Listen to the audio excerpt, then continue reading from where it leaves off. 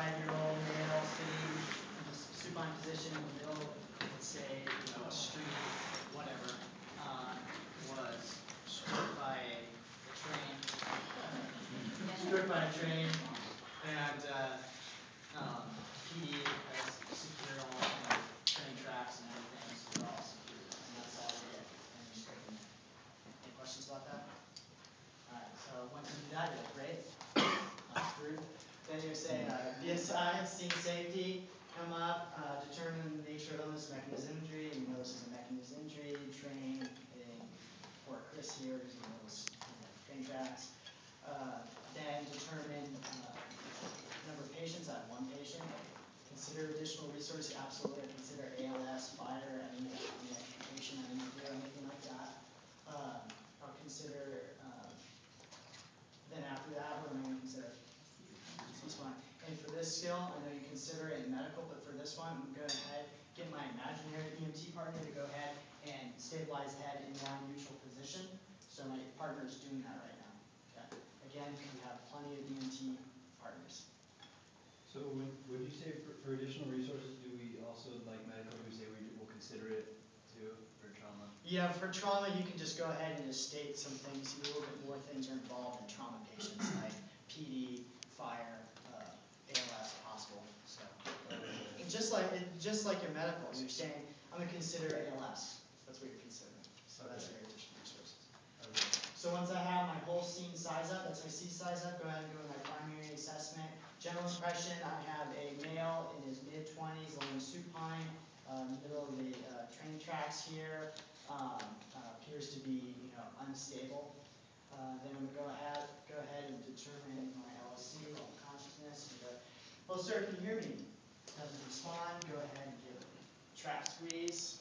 All right, when I squeezed him, he localized. So I know he's a PN-AVPU. And I know that his GCS, his eyes are a what? 1. Remember, there's no zeros. Oh, right. 1. It's not like APGAR, don't get confused with APGAR. So eyes are 1. Verbal, did he respond to me? Answer any of my questions? 1. So I got 2 so far. And when I pinched him, what did he do? He moved to the pain. Moved to his pain, which is what? Localized. Localized. Does that make sense? If you pinch and you move towards, that's localized, the pain hurts there. If I would have pinched him and he went away, withdrew, even a little shuffle, as long as he shuffles away from where you're pinching, then that's considered withdrawal. But since he localized, I'm going to go ahead and give him a blend for motor. 5, 7. Good. If he withdrew, it was 4. If it was withdrew, it's 4 on motor, so he gets a total of 6. 6, right, okay. Does that make sense to everyone? I just added that. And again, go ahead and just verbalize, break it up. You see how he just moved away? Now localize it. He went towards the pain. Does that make sense? Okay. Is it going to be localized pain? No, I mean it's up to us. It could be any of those. It could be any of those motor ones. Yeah, okay. So is it going to be localized pain? Nice. I was just about to yeah. It could be either. It doesn't matter. It doesn't really matter. I mean, it doesn't change your assessment. You just note it. So I have a GCS of 7. I'm going to go ahead, once I got my LLC, go ahead and go into my ABCs, airway. I'm going to open his airway with a jaw thrust maneuver. So I'm going to have my partner go ahead and do that. I'm going to go ahead and also inspect the airway, looking for any kind of fluids, anything that I might need to be suctioning. Say if the proctor says, you know what, he has bleeding coming out of his mouth, or he's vomiting, then I'm going to go ahead and take my suction machine that's invisible that I have right next to me, put it in his mouth, suction going out. I'm going to suction for no longer than 15 seconds. Do I need to worry about any more suctioning? Then your proctor's going to say, don't, yeah, you're good. So I'll go ahead and continue with airway. Then after I get the airway open, go into breathing.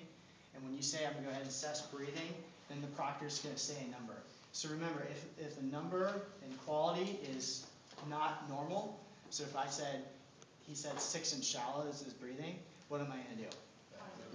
Positive pressure ventilate, because it's not in that normal range of 8 and what? 8 and 24. Does that make sense to everyone? So since he said 6 and shallow, I'm going to go ahead, size and apply. Since he was localized to pain, I'm going to do what kind of airway adjunct? Nasal, right? Because he can possibly have a gag reflex. If I did that OPA, possibly vomit. So again, go ahead and size my NPA, tip of the nose, angle of the jaw or earlobe, lube it, drop it. Go ahead and size my mask. I'm going to ventilate once every 5 to 6 seconds. Okay? When I'm doing that, I'm going to assess, looking for good chest rise and fall. And also on the trauma assessment, it changes a little bit. They add an additional statement in there. It says, what does it say? Apparently, wait. Injury management. In breathing, what does it say? It says Treat treat injuries breathing.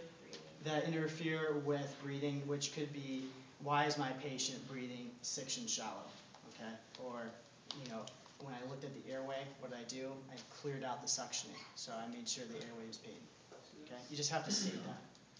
All right, and then after breathing, what's next? Sorry, I didn't see it. Why did you put the nasal pharyngeal in? Because he was localized to pain, and since he was localized to pain, and he could possibly have a gag reflex. Does that make sense to you? If you withdrew, would you use the same method?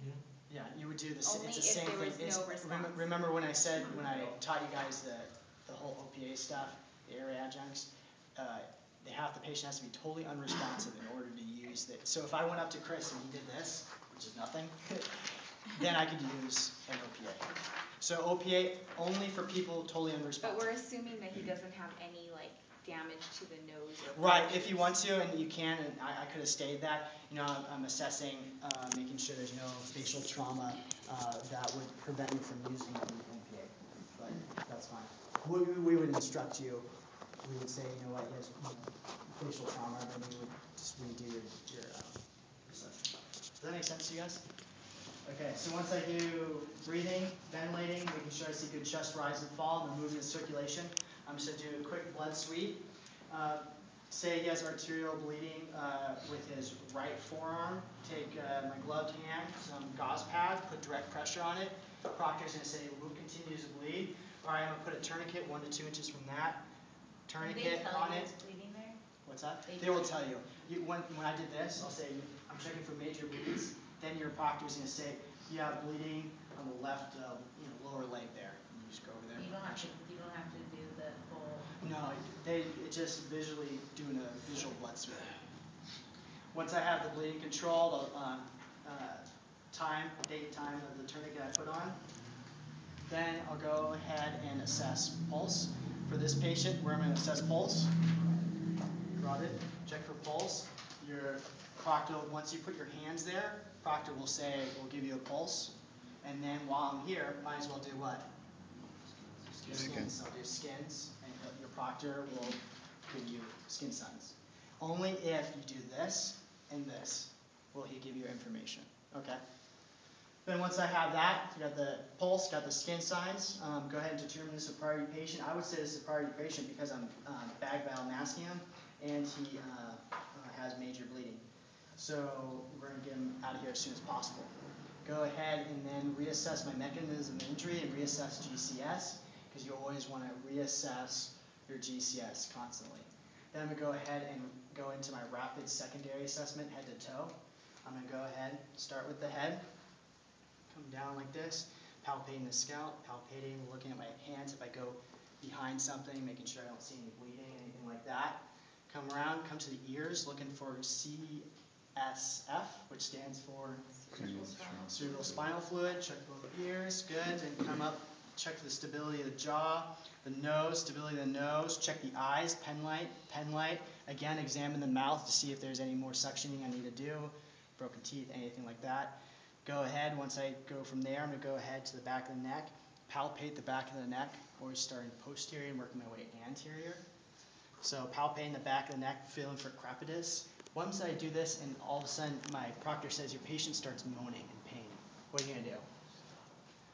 Just say, again, that's just information, so I'm going to say, all right, I'm going to go ahead and document that, and then come up to the front of the neck. I'm looking for 3 things: JVD, jugular vein distension, tracheal deviation, and subcutaneous emphysema. And when I feel for tracheal deviation, you can just run your hand down the trachea there. Then once I examine that, size and apply what? Cervical collar. Once I go ahead, size it, it's on, then go ahead and go to the chest. Remember, it's important that you guys don't forget about the collar, okay? Then we go ahead, examine the stability of the clavicles, push down, stability of the ribs, sternum, checking for stability of the sternum. Again, we're not hurting our patients, we're not trying to create pain, we're just checking for stability. Then come down, put my hands right here and feel for good chest rise and fall, making sure I'm seeing good chest rise and fall. And at this point, all his clothes are off, so I'm examining his chest, looking for any flail segments. If there's a flail segment, what am I going to do? Direct pressure, gloved hand, then what?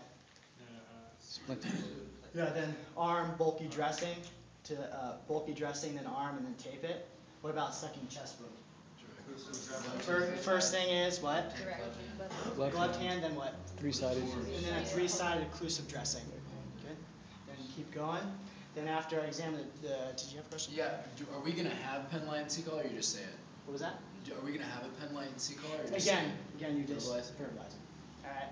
Go ahead and go to the abdomen. Again, you guys see I'm breaking the whole body into sections. Go in the abdomen, divide it into 4 sections. So go here, checking for rigidity, tenderness, bruising, anything like that. Once I examine that, I'll keep going. Go to what's the next thing after the abdomen? Pelvis. Push in, push down, just feeling for stability, okay? And again, I know we weren't sure if you're supposed to push in or down. You're supposed to do both, push in and then down, okay? Once I check for stability there, do a genitalia sweep. What am I checking for, especially for Chris here? Priapism, right? Checking for any soft tissue injury, bleeding, anything like that. Incontinence, which is a fancy word for saying what? Yeah, food, pee, that kind of stuff. Once I do that, keep going down. Now I'm going to go into my lower extremities. I'm offsetting my hands like this, palpating, come to the joints, checking for stability of the joints, coming down, come to the opposite leg. If I come here and say he twitches in pain or moans in pain when I palpate upper femur and obviously it's exposed and your proctor says you have a closed mid-shaft femur fracture, then again, am I going to take care of it now or am I going to take care of it later? So I'm going to say to my proctor, you know what, I'm going to go ahead and push this in secondary and do it in the back of the ambulance. So, and then I keep going, checking for stability in the joints, coming down, lower leg, and since I'm down here, go ahead and assess my PMS. I take the shoes off, but this is okay. And then he can't do any of my motor commands, so I'm going to go ahead and do sensory, pinch, perfect. Come back up here. Again, stay on one side, don't go back and forth, I'm just stay on this whole side. Come up to the upper extremity, offset my hands, trap the arm here, then go ahead, assess the other arm, trap the arm, go ahead and assess pulse. And again, I had a tourniquet, so I'm not going to feel pulse on this hand. Do pulse, pinch, get a painful response. Then at this time, I'm going to have someone at the head, someone here next to me. On the head's count, we're going to go 1, 2, 3 and roll to me. So let's go, 1, 2, 3, roll to me. All right, and then this is how you do it. And, in reality, we would have more people, but good. So I'm going to go ahead and assess the thoracic, going down, palpating, checking for any patient moans or any kind of response. Go down the lumbar, checking. Also, I'm exposing this. I'm checking for decap BTLS. And again, if you state this, you're going to have to what? Say what it means. So again, you're going to say deformities, contusions, abrasions, punctures, penetrations, burns, tenderness, laceration, and swelling.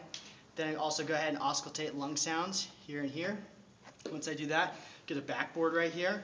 Go 1, 2, 3 on backboard. Perfect. On the backboard, go ahead and strap him down, secure his head, put him back to the ambulance. We're going to go ahead and transport right now. I'm going to go ahead and obtain baseline vitals, PR bells. I'm going to try to obtain a sample history from a family member, anyone I could talk to about what happened or who this patient is. And then I'm going to manage my secondaries, whatever my secondaries are. If there's abrasions or cuts or anything like that, I'm going to manage them, wrap them, clean them, wrap them. And then for any kind of hematomas, any closed hematomas, what could I do? Ice pack and ice pack. For femur fractures, what could I do? Traction splint. If I came upon forearm fractures, ankle fractures, what could I do? SAM splint. right? Those different splints that I showed you guys. And then from there, go ahead and go my reassessment. I'm going to reassess my primary, which is my ABCs, GCS, LOC. Then I'm going to go ahead and reassess my secondaries again, reassess vitals for this patient every 5 minutes, and reassess interventions. And that is the skill. After you put them on the backboard, do you have to do the EMS again?